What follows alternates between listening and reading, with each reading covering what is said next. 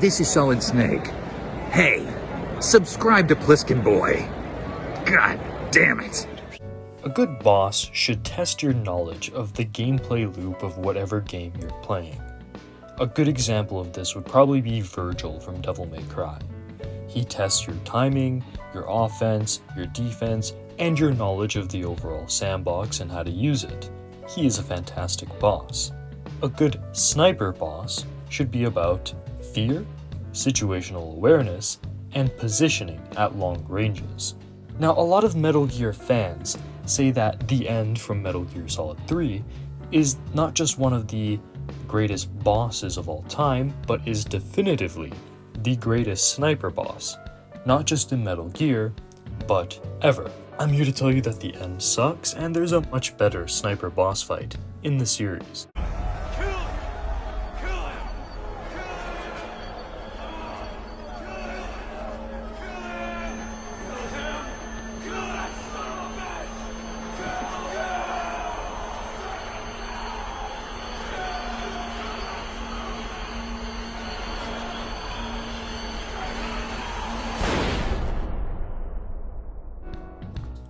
Now, before you all start attacking me, let me go ahead and explain why I think the end sucks as a boss fight. There's no fear. You see, the end is coming at you with a non-lethal rifle, so all he does is drain stamina. So if I get shot, all I have to do is take out the needle and eat something, and I can just pick up and keep on going. So I don't really hide behind bushes or trees because I don't want to die. It's more so just, okay, let me stockpile on food to make sure that I can chase this old bitch down as he makes me a hungrier and hungrier boy. Reason number 2, it's a sniper fight, but the best strategy isn't using your sniper. The shotgun, the M63, and the MK22 work just as good, if not better, especially in the case of the MK22, because you can shoot him across the arena more accurately, have more freedom of movement, and by now you've probably had a lot of practice with the MK22, so you're a pretty good shot with it. Then of course, if you're getting close to him and stuff like that, because you're running around like a madman, only fearing an empty stomach and not fearing death, the M63 and the shotgun will just chew this fucker down, and then it just becomes a matter of just trying to chase him as he runs and hides. Reason number 3, I'm not trying to think about where he will be hiding. I'm chasing him or waiting until he shoots me to give away his position. Again, a good sniper boss fight should be about fear and situational awareness, and then my own positioning at long ranges. Here, it's me just trying to close the gap through brute force every single time. And I play Snake Eater on extreme, so it's not like I'm just playing on easy and not getting the authentic experience. And 4, outside of the really cool gimmicks like being able to kill him way ahead of time, or waiting for him to die of old age, or all of the other cool little niche details, it's just a boring fight. If anything, the Ocelot unit that shows up after you kill the end earlier on is much more engaging, because they engage you at long range tactics with snipers that will have the lens flare that are much more threatening because they damage your health, with guys with shotguns, with guys with M63s for short range tactics. It's more of an all-around fight to counter whatever you throw at it. So at this point, if you're still watching and you haven't clicked away because you think I'm an idiot, or you just came here to rant in the comments because of the title, let me start going through the other sniper fights in the series and talk about why they're good, why they're bad, and then eventually come down to why I think the best fight, in my opinion, is objectively the best sniper fight in all of Metal Gear.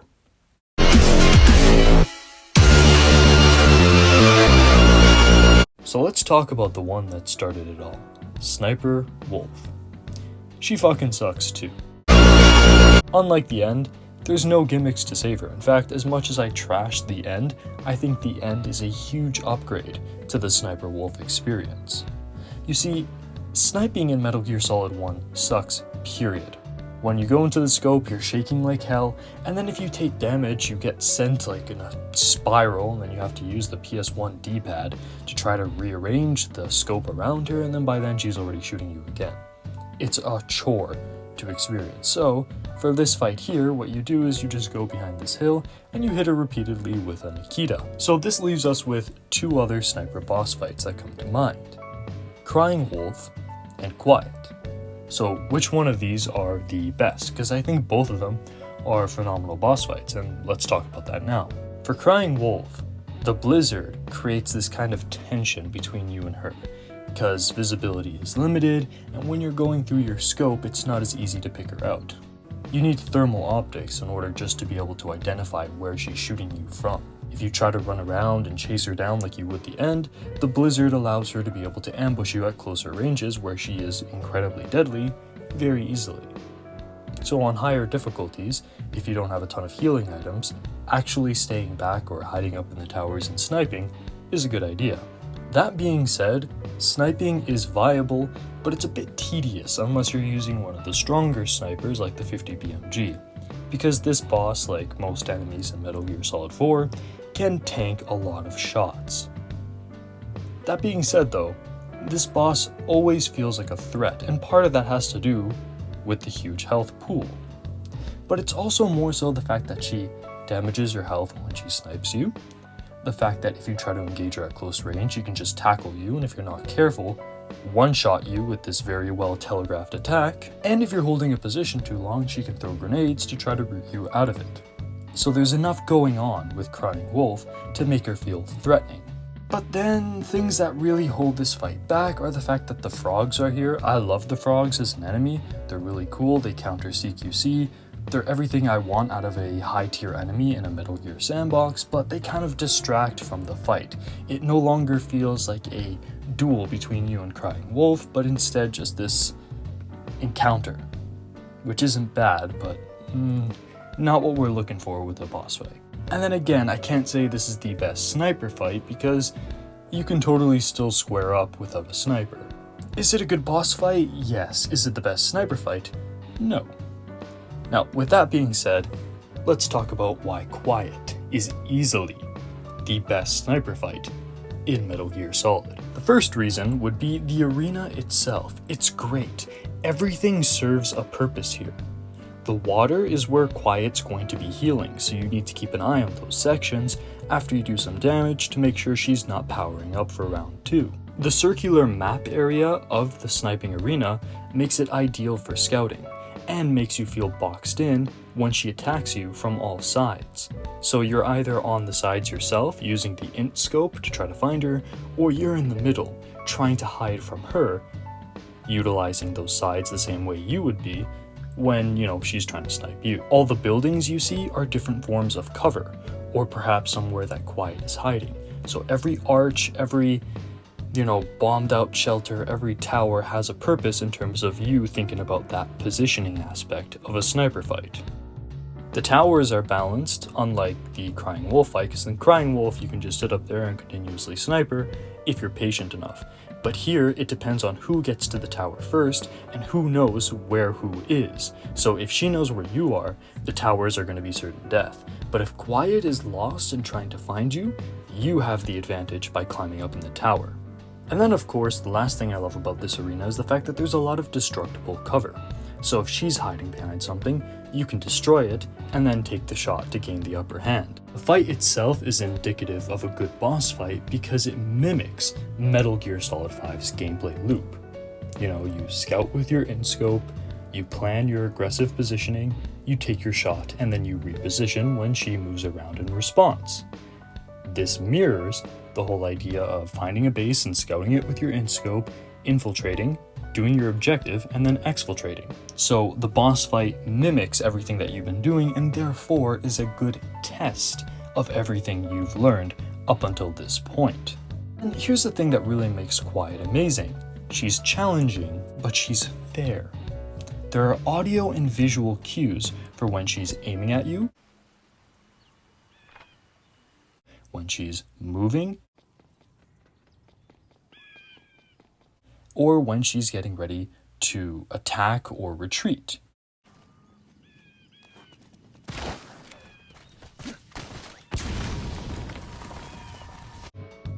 If I hear the glint of her sniper scope, I know she's positioned and ready to fire. If I hear the pitter-patter of footsteps, I know that she's using her powers to run around invisibly. If I see sand jumping up on the arena, I know that's the direction she's moving in.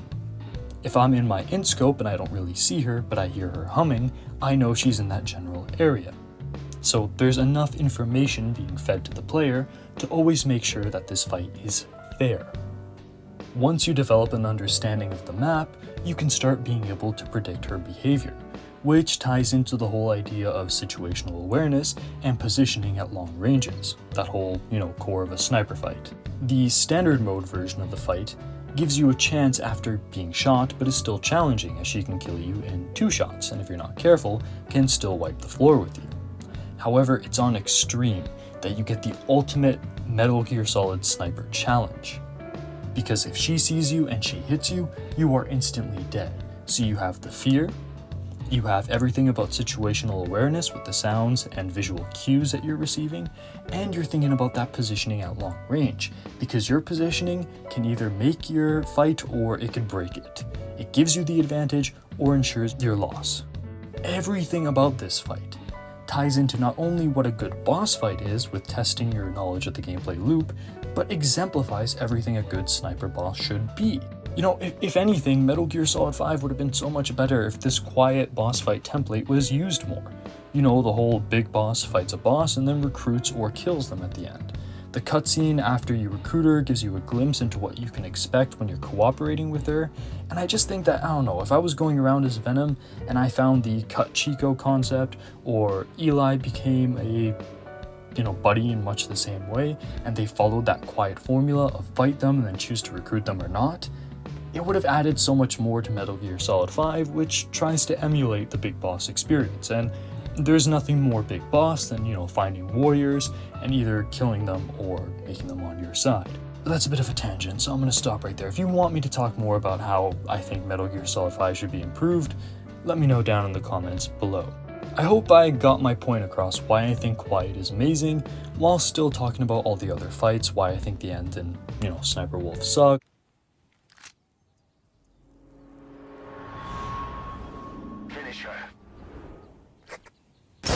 Why I think Crying Wolf is good, and of course, again, why Quiet is the best. But what do you think? Let me know your Metal Gear Solid boss fight with snipers opinions down below. And if you want me to break down Snake Eater's bosses more, or hear more thoughts on Metal Gear Solid 5, again, comments below. This has been Pliskin, over and out.